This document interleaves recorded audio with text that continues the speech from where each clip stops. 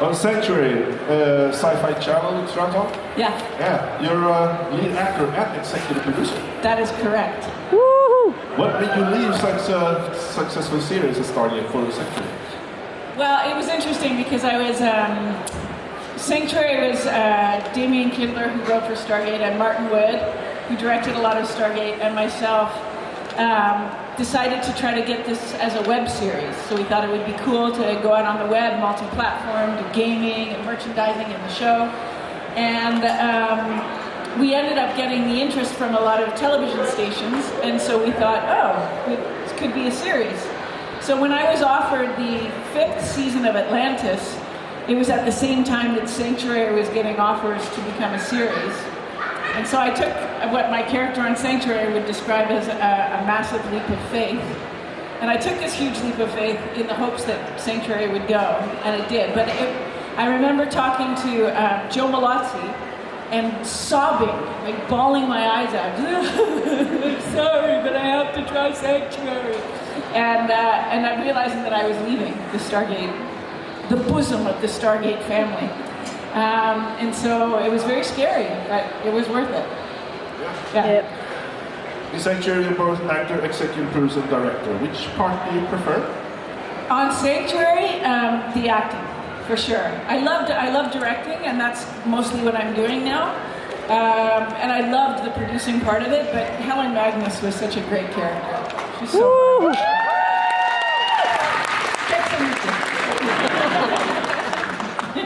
You won a whole bunch of awards. Leo Awards, Puppet Actress, nominated Gemini Award, and Saturn Award, and a lot.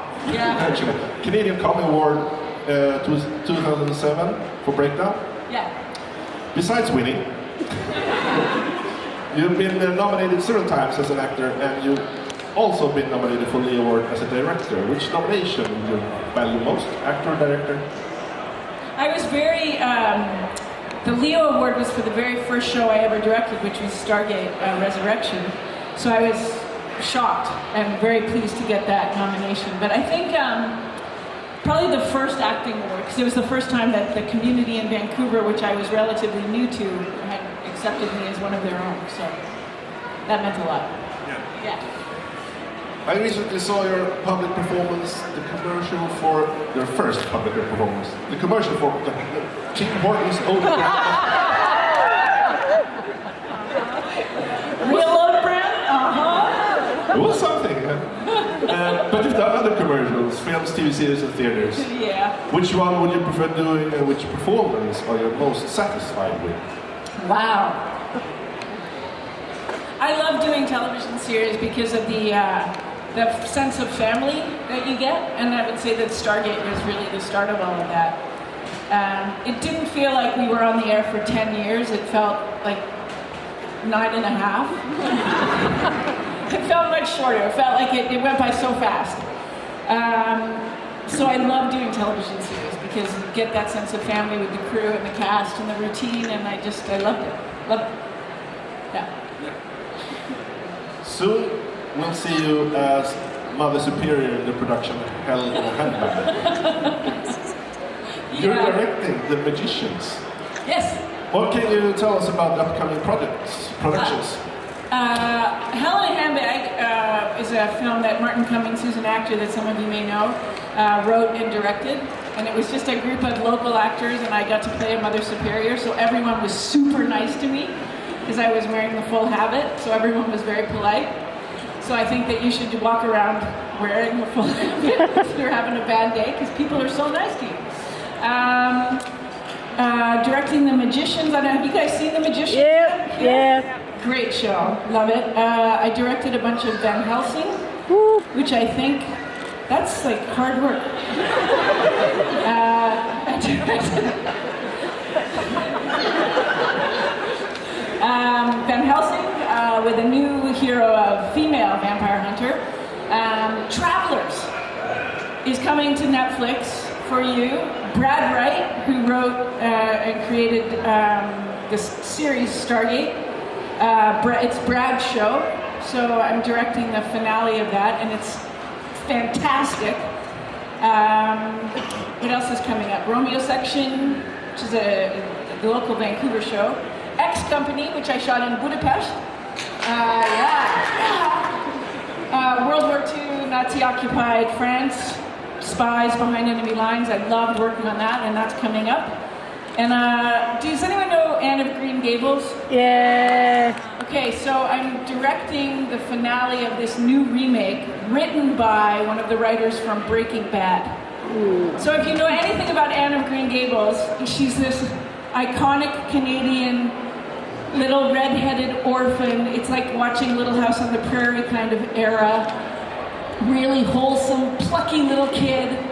And it's written by one of the Breaking Bad writers. this new adaptation. So it's going to be very interesting. So I shoot that in January.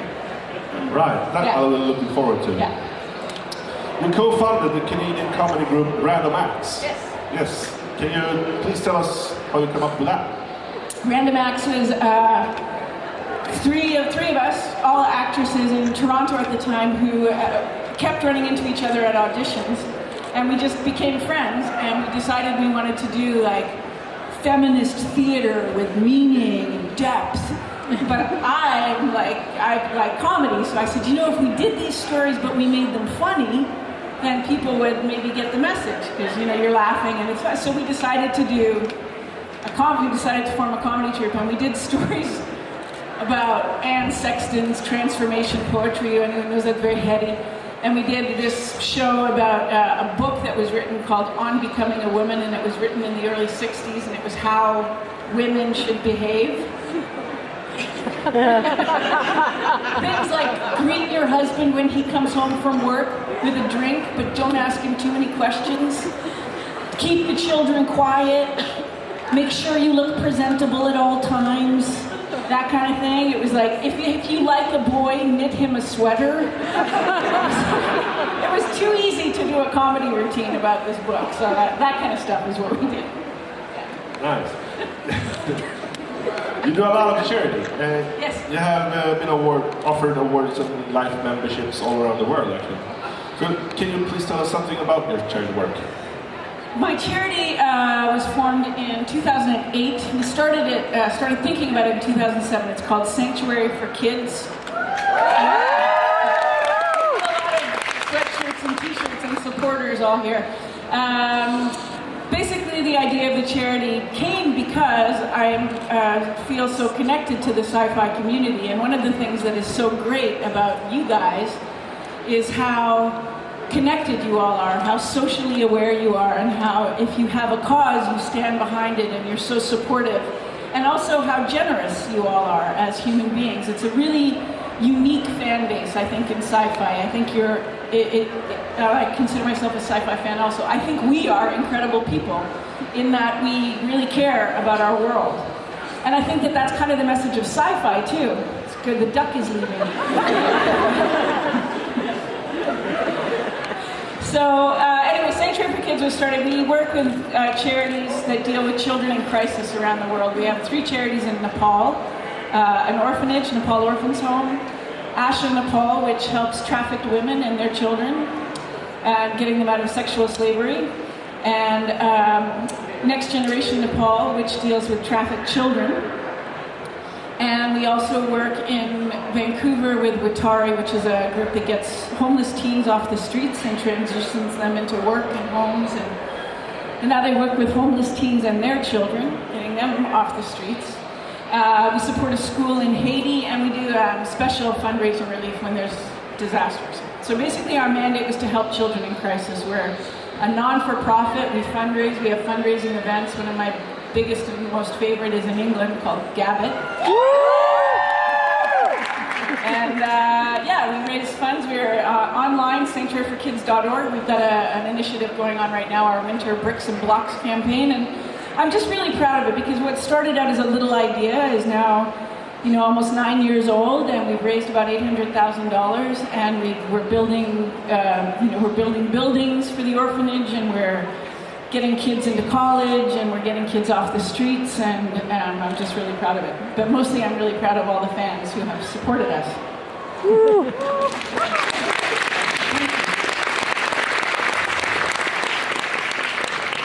I heard you do a play, the vagina monologues. So I feel awkward all of a sudden. Yes. It's New York Times called it probably the most important piece of political theater of the last decade.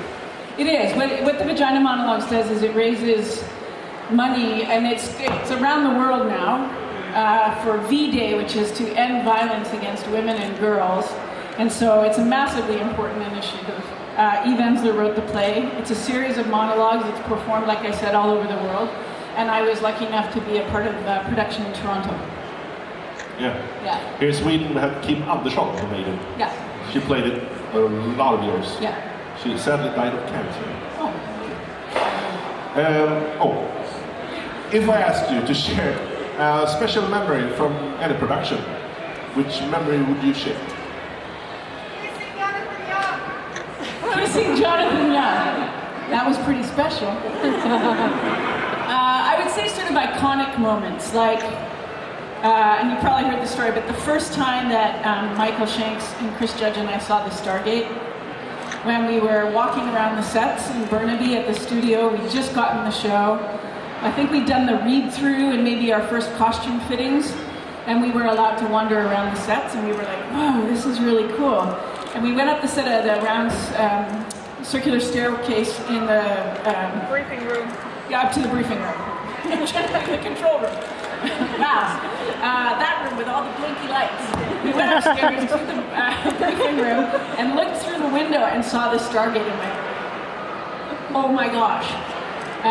This show might actually go. Like, they've spent a lot of money on this thing.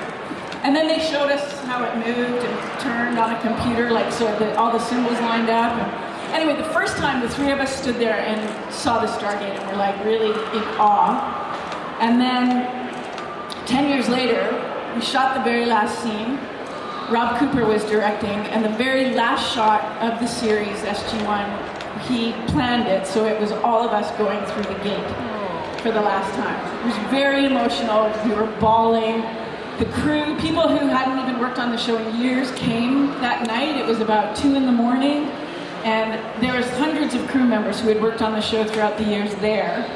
And we shot the scene, and we're all crying and hugging and trying to get through the gate without crying, which was impossible. So they ended up doing it on our backs because we were crying. And anyway, afterwards, everyone's hugging, and Michael, Chris, and I just kind of found each other. And we all sort of snuck off, and we went up those stairs, and we stood in the briefing room and looked out the window at the gate, tears streaming down our faces, and we put our arms around each other and went, well, that happened. It was just one of those moments that it was so special. Slightly more special than kissing Jonathan Young. Do you have any good pranks that happened during filming? Oh my God, there's tons of them. And a lot of you have heard them before, but yeah, like Chris Judge was the big prankster on Stargate. Robin Dunn was the big prankster on Sanctuary. Robin's big thing was dropping his pants in opportune moments. Like just off camera, or we were shooting in this house, and I'm out in the backyard doing this scene, and I look up, and in the window of the upstairs room is Robin's bum. So, and the cameras are rolling, right? Nobody can see him, they can just see me being like an idiot. And Chris Judge, of course, used to duct tape people to chairs and things like that. And he had, I don't know if this will translate well. Most of you have heard this story, but Chris Judge has very bad gas. Really, really, really bad. Like to the point where we were saying to the caterers, you can't have beans at lunch. Like there were things that were banned from our catering truck because of Christopher. But he used to like clear rooms when he would toot, fart, whatever, I don't know how to say it in Swedish. Fart.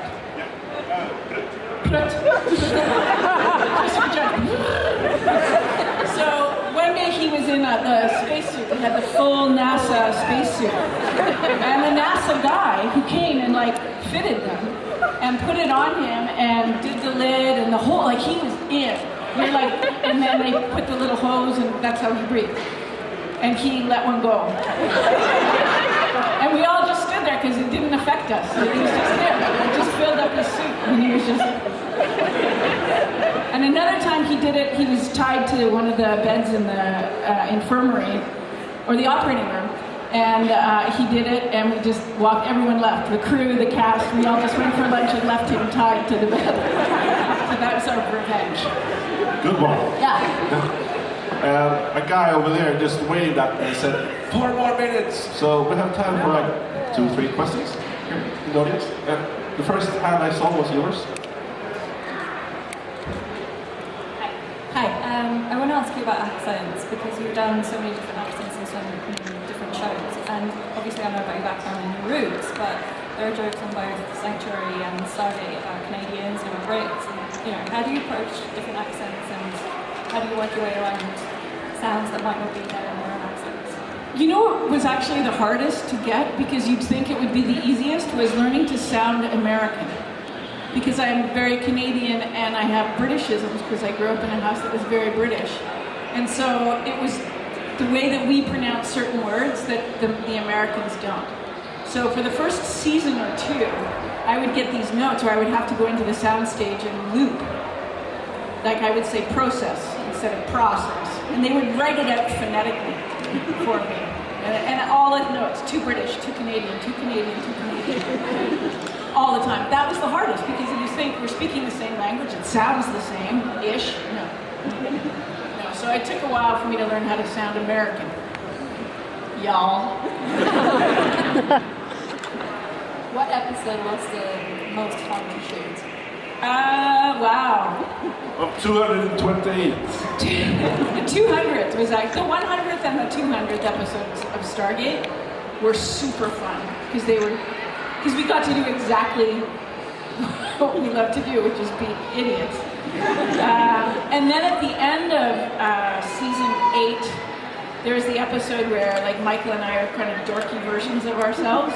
Oh. And that was super fun. Like we couldn't stop laughing. The scene on the boat with the life jackets, we were like laughing our heads off. And I was pregnant with my daughter when we were shooting that, so I got to wear like looser costumes, which was really fun. But I got the giggles, like, and I couldn't stop. Which is kind of what I do anyway, but it blames the pregnancy. Yeah, that was fun. Hi. Hi. Do you consider Samantha Carter to be a good role model for girls? I do.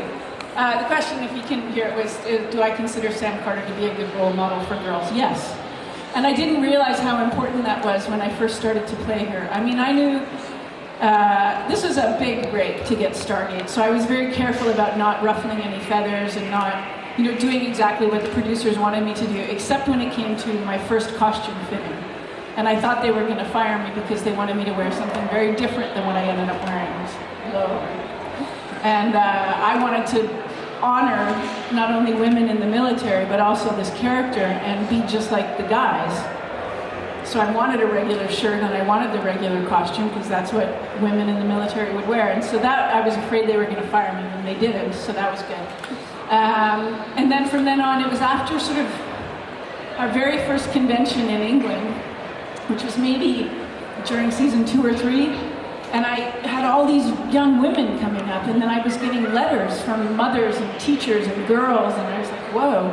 And that's when I realized not how important the character was, not only how important the character was, but how important how responsible I felt for her and how she was portrayed. Yeah. Thank you very much.